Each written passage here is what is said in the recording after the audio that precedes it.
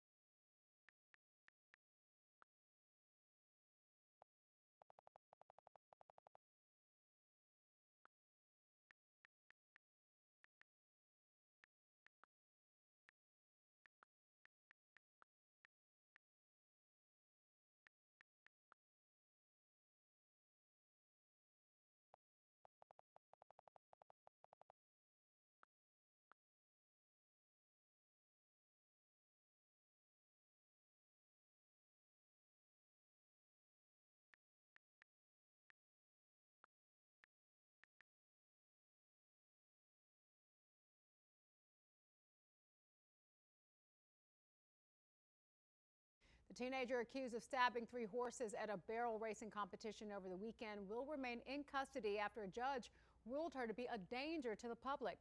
News 3's Allura Lagarde was in that courtroom at family court this morning, and she has the very latest. The reason why this judge says that the 17-year-old there is a possible breakthrough in the fight against pancreatic cancer, as experts say there may be a treatment that could double survival rates and could potentially be used against other deadly types of cancer too. It's the drug giving former Senator Ben Sasse from Nebraska a little extra time as he lives with pancreatic cancer that's spread. The welfare of the animal, that's what has really kind of broken our hearts, for lack of a better term. We're all under this cloud of